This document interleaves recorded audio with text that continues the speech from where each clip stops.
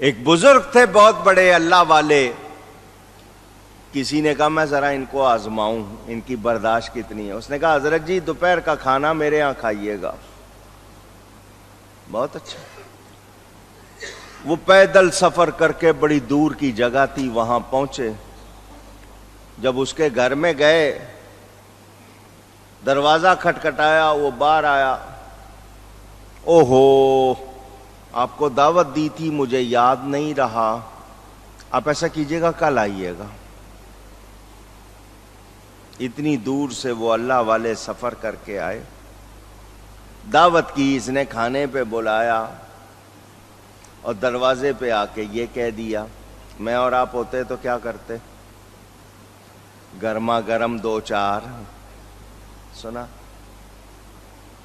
اس نے کہا کل آئیے گا، تو ہم تو کہہ دیتے جب آج یاد نہیں رہا تو میں کل میرا دماغ خراب ہے جو آؤں گا، ہم تو یہی کہتے. وہ بزرگ دوسرے دن پھر آ گئے. اس نے دوسرے دن بھی ان کے ساتھ وہی سلوک کیا. حضرت جی بس وہ میرے ذہن میں نہیں رہا، کل بالکل پکا، کل ضرور آئیے گا. وہ 2 مرتبہ آ چکے ہیں، آ کے واپس جا چکے ہیں، تیسرے دن پھر آ گئے.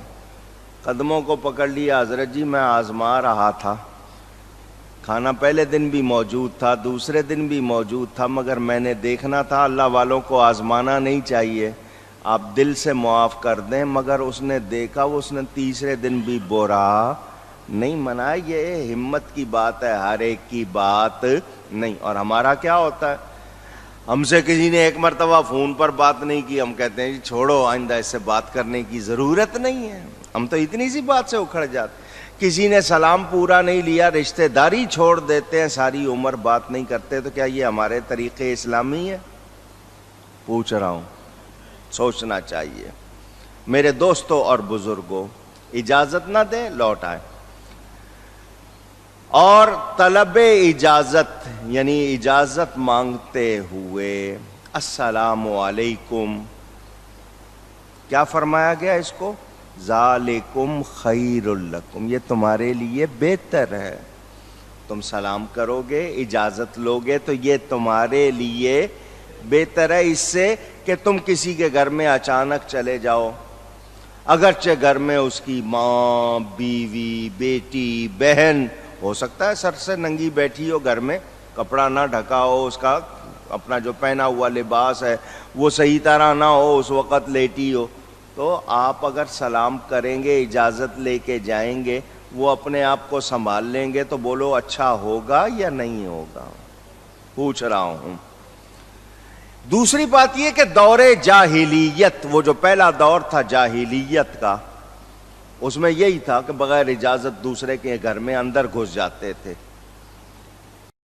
اور کوئی اجازت، کوئی سلام، کوئی نہیں، بس اندر گھس جاتے تھے. اسلام نے کہا یہ طریقہ ٹھیک نہیں ہے، ہمیں آداب سکھائے. اپنے گھروں میں جاؤ تب بھی بلند آواز سے سلام کرنا، گلا کھنکارنا یا کھانس لینا تاکہ گھر والوں کو خبر ہو کہ گھر والے آئے ہیں. ہو سکتا ہے وہ بے ترتیبی میں بیٹھے ہوں، سمجھ جائیں، تو یہ اس میں برا منانے والی کوئی بات نہیں ہے. سلام کے فائدے کتنے ہیں؟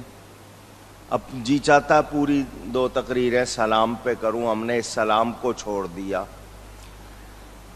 قرآن میں ہے جنت والے جنت میں جب بھی ملیں گے ایک دوسرے کو کیا کہیں گے؟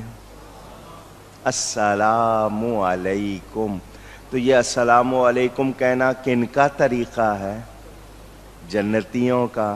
آپ جنت میں جانا چاہتے ہو تو یہاں یہ طریقہ کیوں نہیں اپناتے ہیں؟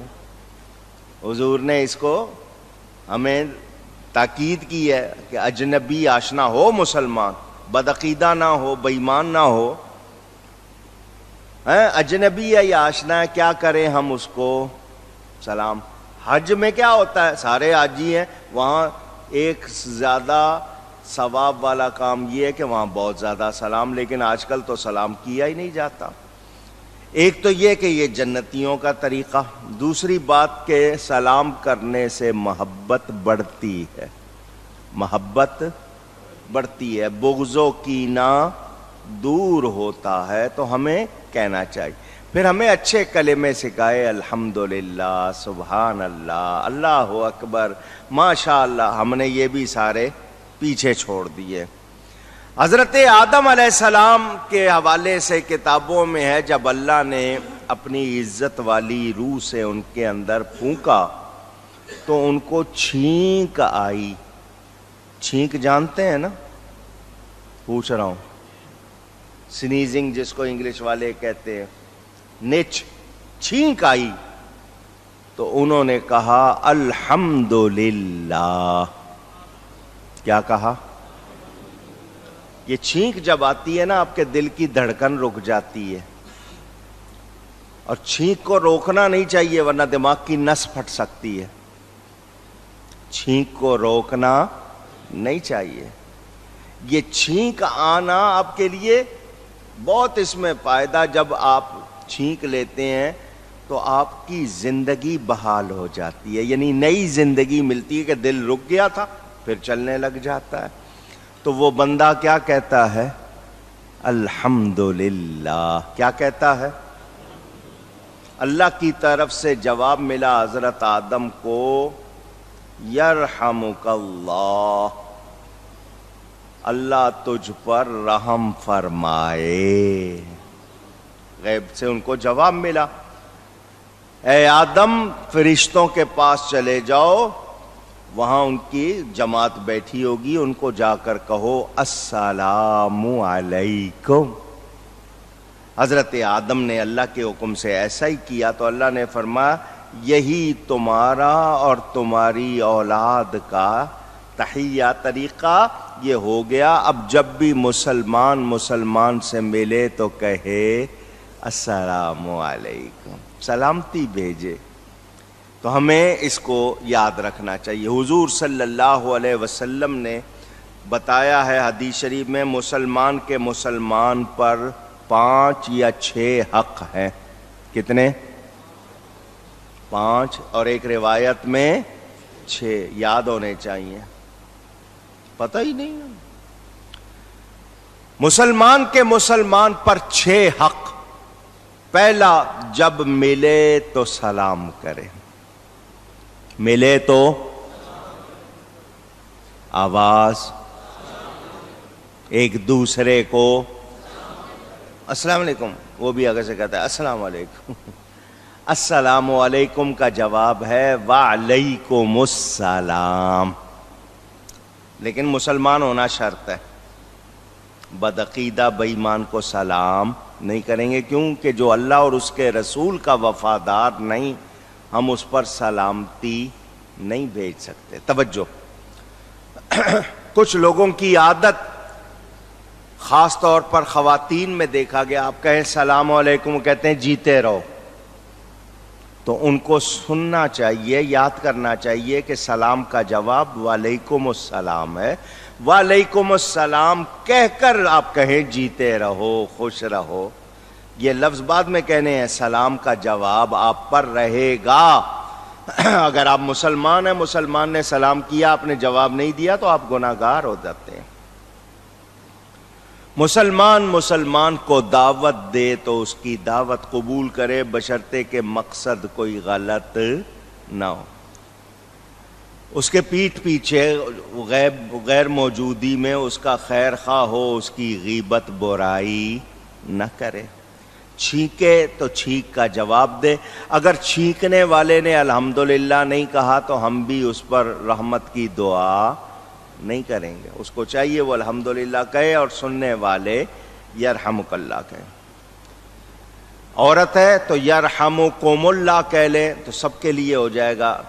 جس طرح جزاک اللہ کہتے ہیں تو بہتر ہے جزاکم اللہ کہیں, عورت مرد اور دوسرے بھی سب اس میں آ جائیں گے. بیمار پڑے مسلمان تو اس کی مزاج پرسی کرو, وفات پا جائے تو جنازے میں چلو. سلام کرنا, دعوت قبول کرنا, چھینک آئے تو جواب دینا, بیمار پڑے تو اس کی مزاج پرسی کرنا, مرے تو جنازے میں چلنا. 5, چھٹا یہ کہ اس کی غیر موجودی میں اس کی خیر خواہی کرنا, اس کے لیے دعا کرنا, برائی نہ کرنا. میرے دوستوں اور بزرگوں, اب یہاں ایمرجنسی اضطراری حالت سن لیں، کسی کے گھر کو آگ لگ جائے یا چور نظر آ جائے کہ چور داخل ہوا ہے، لوٹ رہے ہوں، یا کسی پر ناحق حملہ کر دیا گیا ہو، گولی چلا دی، کوئی خنجر لے آیا، تو اس گھر میں بلا اجازت جانا ضروری ہو جائے گا اس کو بچانے کے لیے۔ وہاں اجازت کا انتظار اونچی اسلام ہے نا، وہاں صرف اجازت نہیں کہ اجازت مانگنا، بغیر اجازت کے جانا ضروری ہے تاکہ آپ ان کی مدد کر سکیں، بشرطے کہ مدد کر سکیں، تماشا دیکھنے کے لیے نہیں کہ میں اندر جاؤں، یا اس ارادے سے نہیں کہ میرے ہاتھ کچھ لگ جائے، مدد کر سکتے ہیں، اس کو بچا سکتے ہیں، تو اس لیے آپ جا سکتے ہیں، کیونکہ الضرورات تبیح المحظورات، یہ ایک قاعدہ ہے، ضرورت ہوتی ہے نا تو اس وقت بہت سی چیزیں جائز ہو جاتی ہیں، مگر وہ واقعی ایسا ہو، کوئی تماش بینی کا مسئلہ نہ ہو۔ میرے دوستوں اور بزرگوں،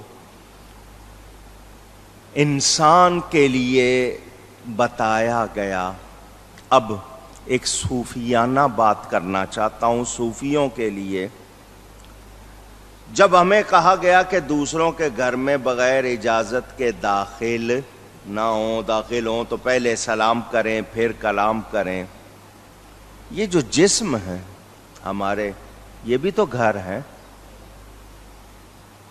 یہ بھی تو اونچی گھر ہیں، ان کے اندر دل ہیں، وہ بھی تو گھر ہے، وہ بھی تو، کس کو دل میں جگہ دینی ہے، کس کو نہیں دینی ہے، کس سے کیسا تعلق ہو سکتا ہے، کیسا نہیں ہو سکتا، یہ بھی ذرا سوچنے کی، غور کرنے کی بات ہے۔ جو قابل نہیں ہیں ان کو اندر رہنے کی جگہ نہیں دینی چاہیے، جو قابل اونچی، اس میں شرعی اور بہت سے مسئلے آ گئے، سمجھ آ رہی ہے نا بات؟ دل، قلب المؤمن عرش اللہ تعالی، مومن کا دل اللہ کا عرش ہے۔ وہ فرماتا ہے میں ساتوں آسمانوں میں نہیں سما سکتا، ساتوں زمینوں میں نہیں سما سکتا، سمانا چاہوں بندے کے دل میں سما جاؤں۔ اللہ اکبر۔